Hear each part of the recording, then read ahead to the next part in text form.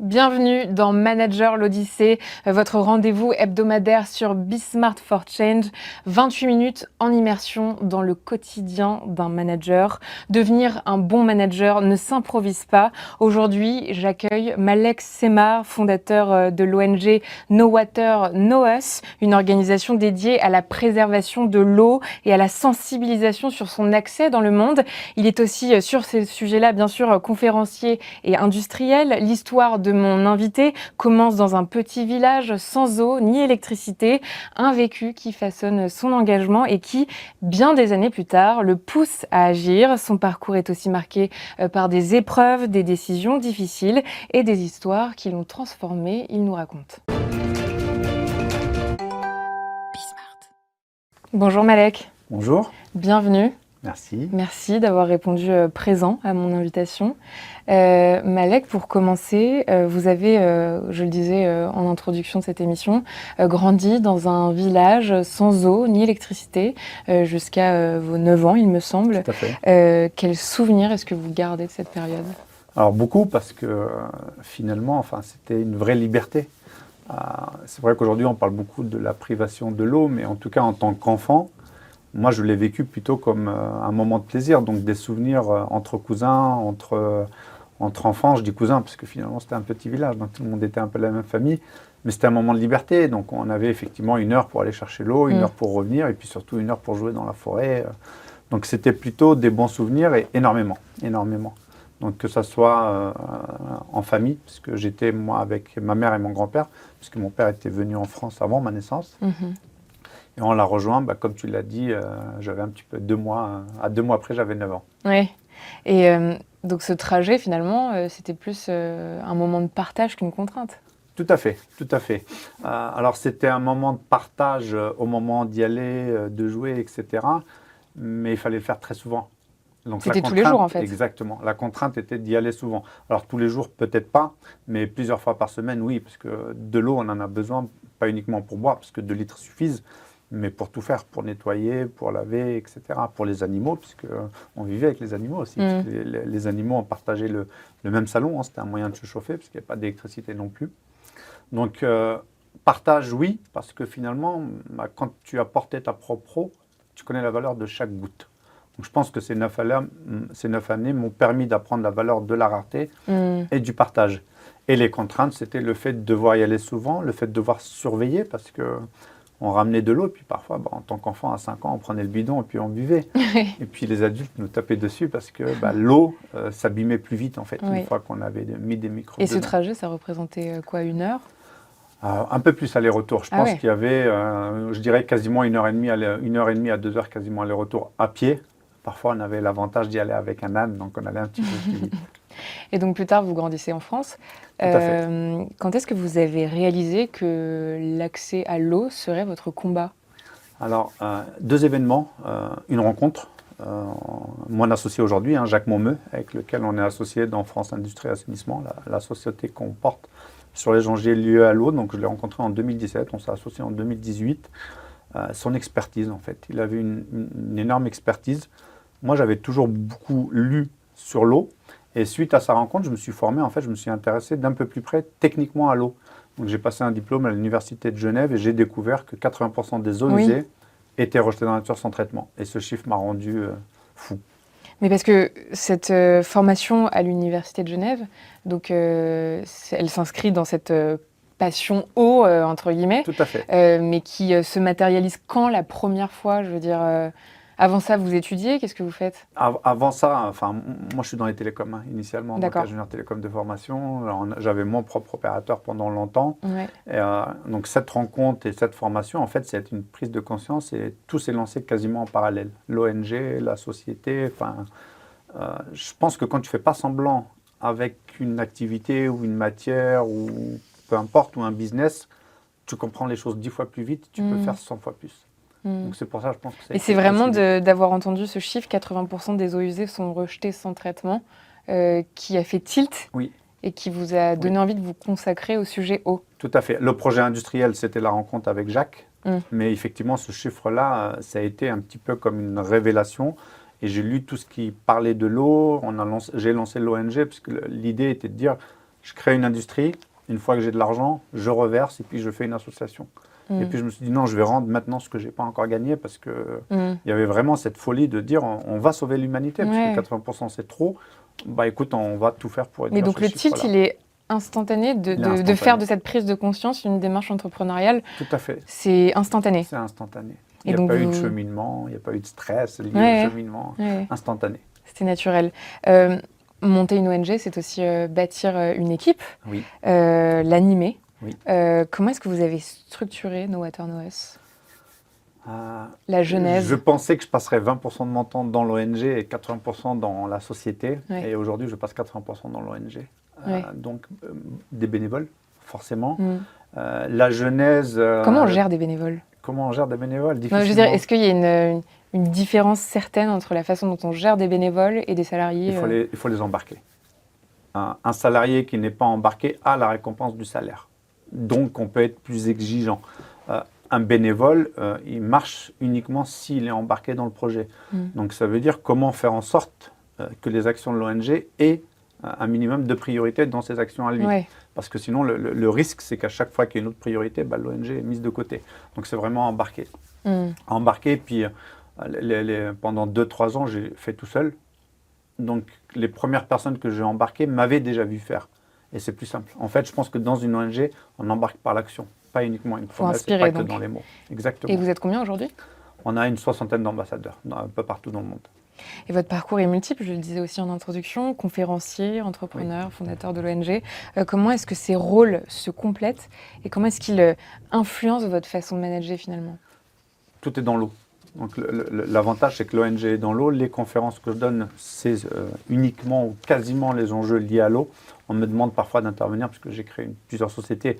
Donc en tant qu'entrepreneur, j'ai fait 20 ans dans le digital. Donc on me demande parfois d'intervenir dans le digital. Mais depuis quelques années, avec l'eau, j'ai trouvé ma place dans ce monde de fou. Donc tout ce que je fais est pour l'eau. Et finalement, il y a beaucoup d'interactions en fait entre. Parce que quand je suis invité dans un événement majeur, que ce soit au G20 des entrepreneurs, aux Nations Unies en tant que conférencier, forcément, je parle aussi bien de l'ONG que de la partie industrielle. Et quand je suis dans un rendez-vous business, c'est pareil, les autres sujets sont toujours présents. Donc finalement, j'enlève pas une casquette pour en mettre une autre, j'ai constamment les trois sur moi.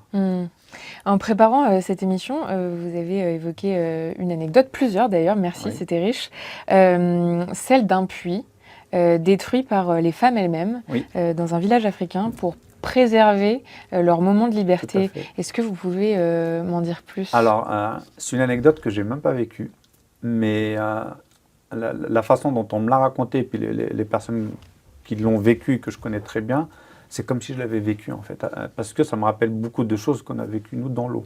Ils avaient fait une installation pour un puits, pour des femmes qui devaient marcher quasiment, je crois, 2 heures aller, 2 heures retour, pour aller chercher de l'eau. Parce qu'il n'y avait aucun point d'eau dans le village, il n'y avait pas de source, etc. Et finalement, au bout de quelques semaines, les femmes l'ont détruit. Donc eux, ils n'ont pas compris pourquoi. Ils se sont dit, bon, ils ont reconstruit le puits, il a été détruit de nouveau. Et puis à un moment donné, ils ont pris les femmes à part, et ils ont essayé de comprendre, dire, mais pourquoi? Parce que, ça a coûté de l'argent, vous avez quand même l'eau, c'est quand même beaucoup plus simple, vous évitez de marcher, etc. Et vous ne prenez pas de risque entre les agressions, les viols qu'on peut avoir sur la route, puisqu'en Afrique, typiquement, c'est les femmes et les enfants qui vont chercher l'eau. Et en fait, les femmes ont expliqué qu'elles perdaient un moment de vie. Donc effectivement, elles avaient l'eau pour survivre, mais qu'elles avaient l'impression de ne pas vivre parce qu'elles avaient cette demi-journée entre l'aller, le retour et le moment là-bas, entre femmes. Elles pouvaient dire ce qu'elles voulaient, elles n'avaient pas leur mari sur le dos, ni la maison à gérer, ni les contraintes liées à un foyer, etc. Donc en fait, c'est juste, elles perdaient une liberté. Et c'est là que tout d'un coup, moi en tout cas, ce que ça a inspiré chez moi, c'est que l'eau, c'est presque plus que la vie. On dit l'eau, c'est la vie, finalement, l'impression que c'est plus, ça amène toute une vie commune, communautaire, etc. Donc finalement, il a fallu trouver un moyen. Ça, c'est la réponse que je lui ai donnée, parce qu'après, lui, il était bloqué sur cette situation-là. Je lui ai dit, mais en fait, crée une coopérative autour de ça, où elles ont ces moments-là, juste recrée-leur un moment. Donc, effectivement, l'eau, c'est plus que la vie.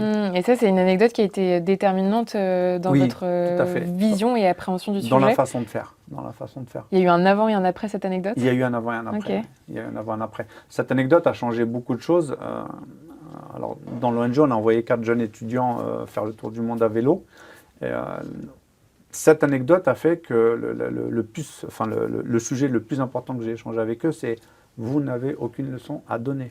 Vous arrivez, vous observez, parce qu'ils ont quand même traversé. Parce que c'était quoi le but de cette En fait, épopée? c'était faire le tour du monde à vélo pour l'eau. Donc, c'était une mission de sensibilisation qui a duré 17 mois, 20 pays traversés, avec des installations solidaires en Thaïlande, Malaisie, Indonésie. Donc à chaque fois, il y avait un Inde. projet à mettre en place? Il y avait systématiquement des projets sur place. Il y a un challenge sportif, parce que c'est ce qui permet de sensibiliser. Mais on est intervenu dans plein de pays avec les écoles, les native people, les peuples premiers en Malaisie. Mhm. Et cette anecdote a fait que j'ai passé un temps fou à dire aux jeunes, surtout, vous n'avez pas de leçon à donner. Vous Oui. êtes là pour apprendre. Pour rester Une fois que humble. vous avez bien compris comment ils vivent, quelle est leur relation à l'eau, là, vous pouvez éventuellement essayer de penser à une solution avec ce que vous avez en tête. Donc cette anecdote a changé un peu la perception de toutes les installations solidaires qu'on fait. L'écoute et la transmission, donc vous venez de le dire, semble centrale dans votre Oui. approche du management notamment, puisqu'on est ici Tout à pour fait. parler de management. Dans quelle mesure est-ce que ça guide vos décisions aujourd'hui? Systématiquement, ça veut dire que tous les ambassadeurs ou les nouveaux bénévoles qui viennent, moi je leur demande toujours d'avoir une contrepartie. Parce que beaucoup de gens viennent en disant non, c'est juste, c'est bien ce que vous faites, j'ai envie de m'embarquer. Et ça suffit pas d'embarquer Non. avec une vision? Pour moi, ça ne suffit pas. Pourquoi? Pour moi, ça ne suffit pas parce qu'on doit toujours avoir une contrepartie. C'est pareil, c'est du vécu, que ce soit en entreprise, on a une contrepartie qui s'appelle le salaire. Là, il faut trouver d'autres contreparties. Oui. On ne parle pas forcément argent, ça peut être une contrepartie, une richesse intérieure. C'est quoi la contrepartie d'un bénévole alors? C'est à lui de l'exprimer, justement. Chacun est différent. D'accord. Certains vont dire Malek, moi, j'aimerais intervenir dans tel pays, emmène-moi sur une des actions localement pour aider les plus démunis. D'autres vont dire tu organises des grands événements, moi, je fais participer à ces événements, je rencontre du monde, j'augmente mon réseau. Donc chacun peut avoir une contrepartie différente. Mais s'il n'en trouve pas, le temps a montré que ça ne marche pas. Je pense que dans le management, c'est pareil. Quand vous recrutez des bénévoles, Oui. C'est Je leur demande systématiquement. un incontournable. C'est un incontournable. D'accord. Systématiquement, qu'est-ce que vous attendez? Et d'ailleurs, je pose moi la question avant de leur exposer ce que fait Nowater, c'est qu'est-ce que vous attendez, vous? Ouais. Sinon, retour de tout ça. c'est prendre le risque que son engagement ne sera pas pérenne.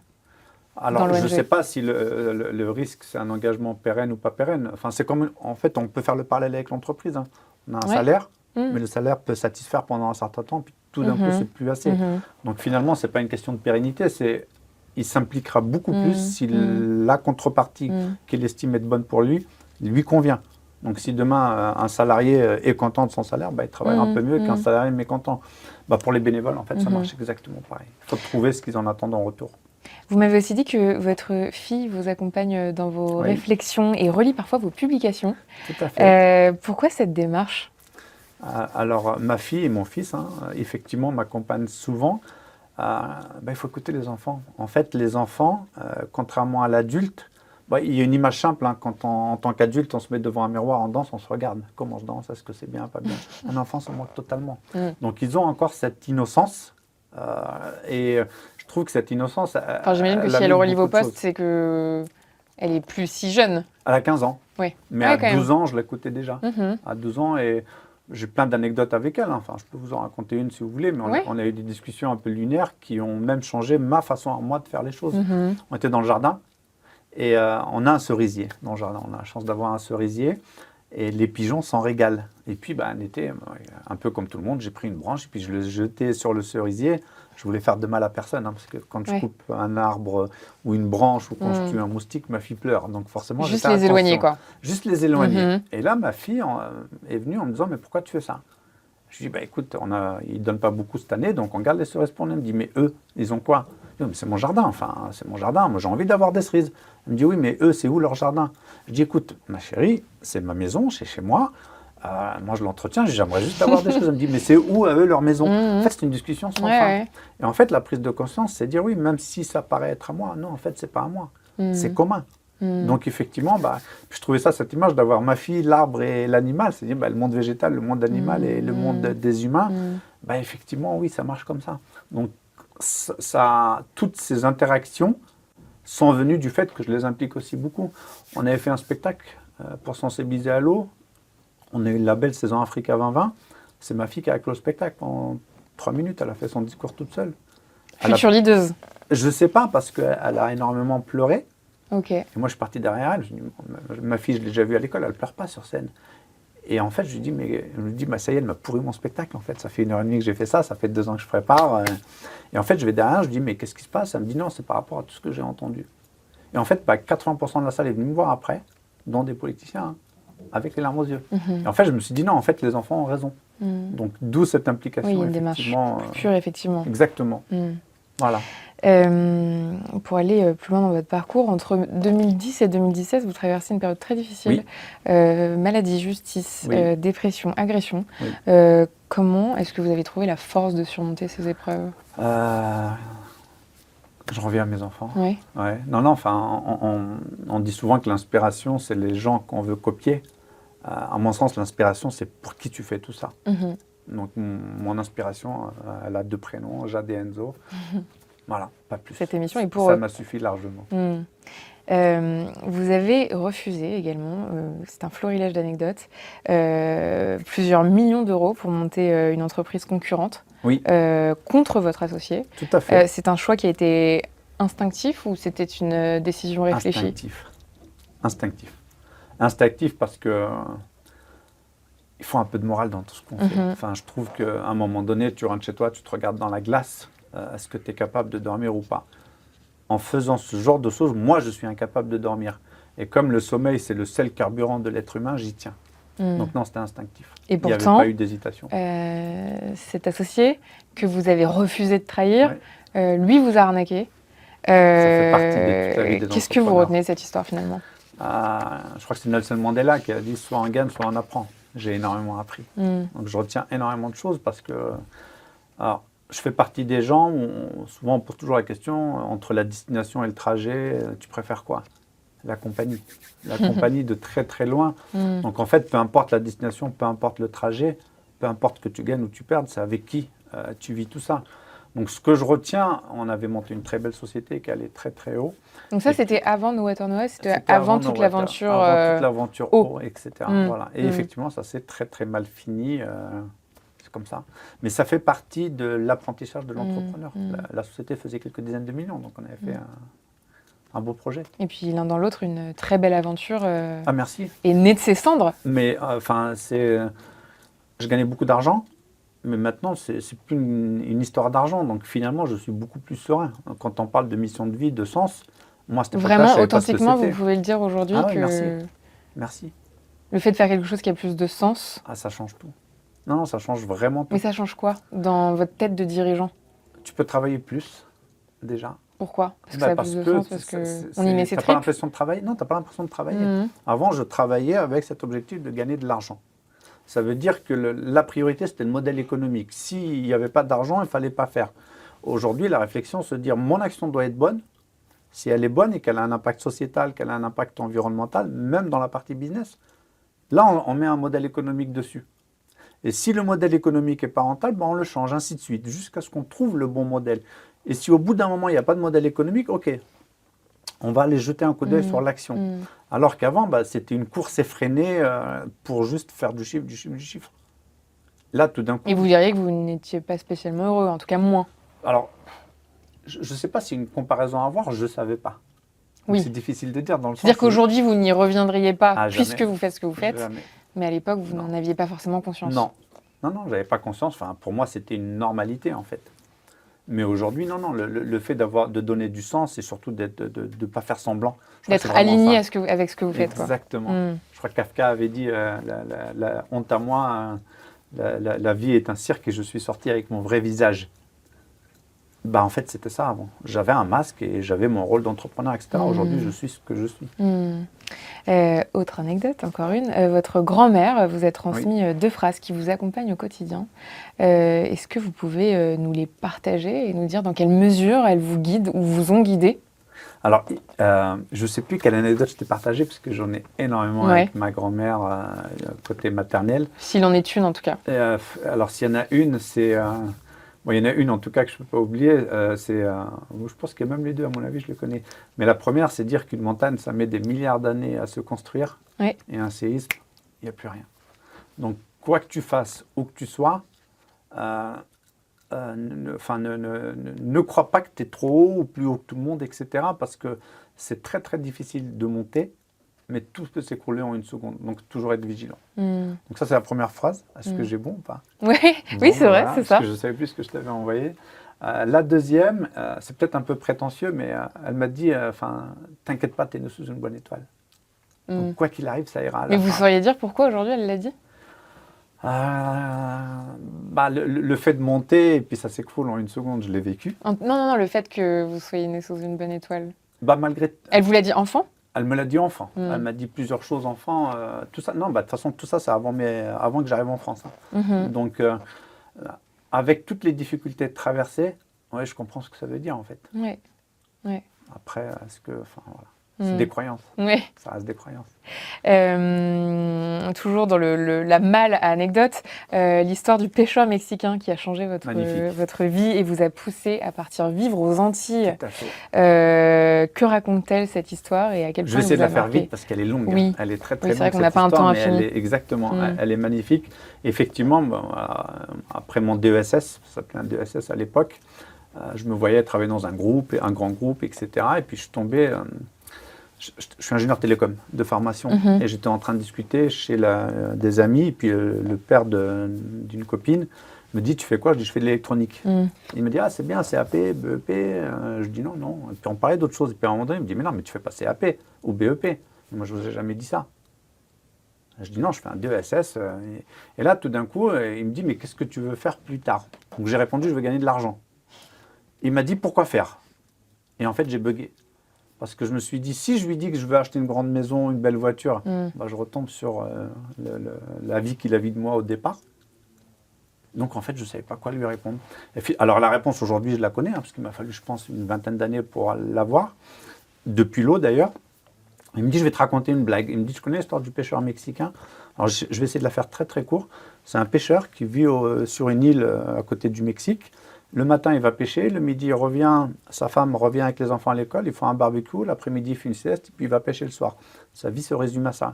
Un milliardaire américain vit dans une grande maison à côté. Puis un jour, il va le voir. Il lui dit, je veux t'acheter ton poisson. Il dit, mais pourquoi faire? Écoute, je suis milliardaire. Moi, je paye le prix qu'il faut parce que tu pêches avec amour. Tu mets de l'amour dans ce que tu fais. Je suis sûr que ton poisson, il sera meilleur que... Oui, mais ok. Ensuite, ensuite, tu pêches un peu plus. Et puis, il y a 3-4 maisons ici, tu vends. Ensuite, après l'hôtel. Ensuite, après, tu fais dans tout le pays, chalutier, etc. Écoute, fais-moi confiance. Je m'appelle un tel. Je sais déceler les talents. Tu vas devenir l'homme le plus riche du monde avec du poisson. Il dit, ouais, mais ensuite, après, tu achètes plein de chalutiers. Tu es partout dans le monde. Ensuite, après, tu fais comme moi. Regarde, j'ai une maison. J'habite en bord de mer. Le matin, je me lève, je vais nager, je vais pêcher un peu. Le midi, je mange avec ma femme et mes enfants. L'après-midi, je fais une sieste. Il était en train de lui décrire sa vie, en fait.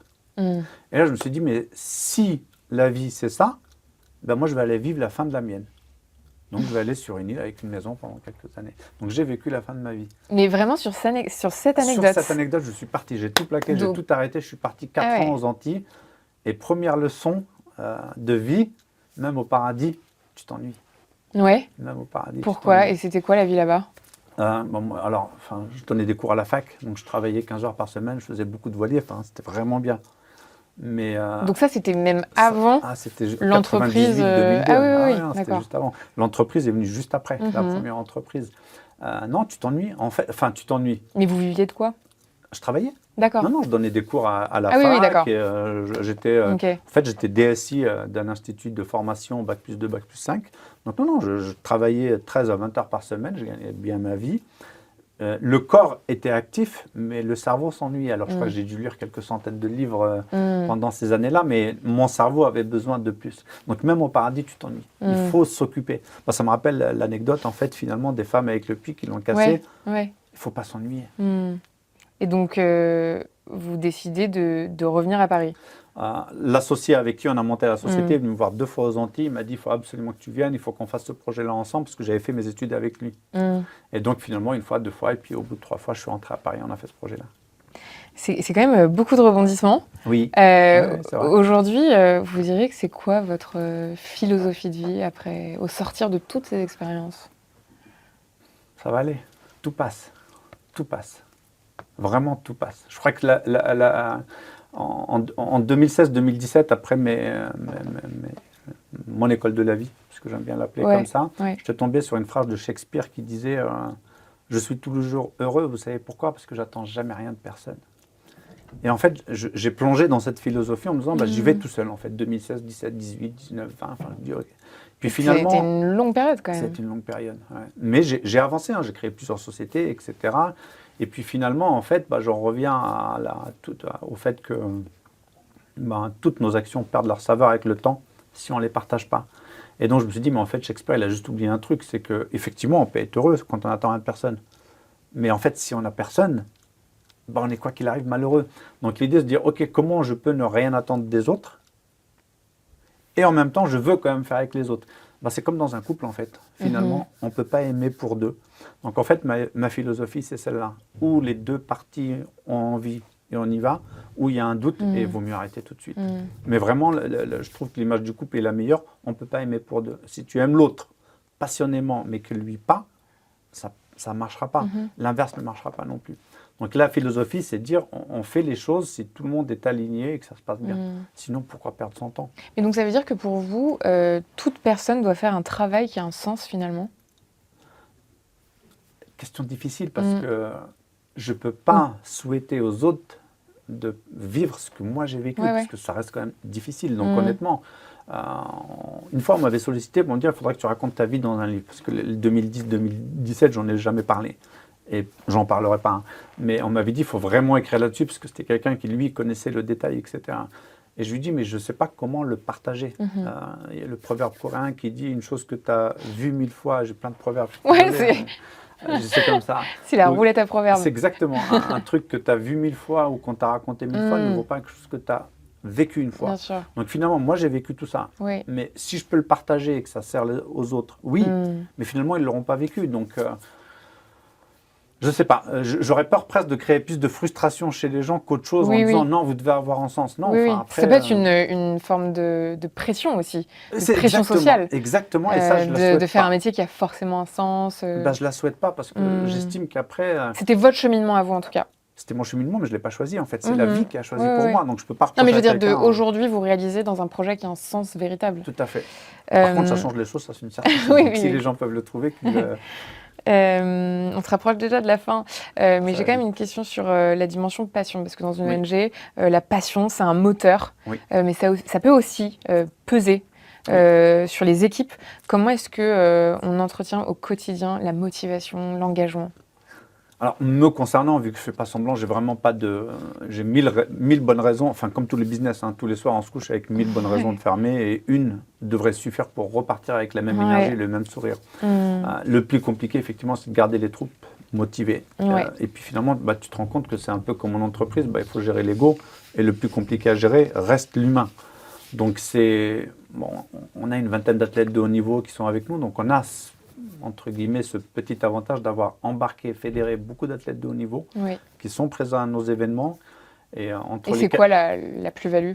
La plus-value, c'est que eux, ils savent ce que c'est que la compétition, ils savent ce que c'est que le sacrifice, ils savent ce que c'est que travailler dur. Ils ont un rapport à la contrainte et à l'engagement. Moi, je trouve que le parallèle sportif entrepreneur est magnifique. Oui, ils ont vrai. Il revient très souvent d'ailleurs. Et ils sont capables d'ailleurs de s'entraîner pendant 5 ans, pendant 10 ans, pendant 15 ans, et puis le résultat, il arrive qu'après. Donc finalement, ils m'aident aussi à transmettre ça aux équipes. Et ça, je vais pas... ça aide énormément. Ça aide énormément. C'est-à-dire qu'il faut une partie du travail pour moi.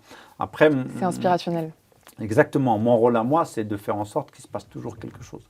Je reviens encore sur l'ennui.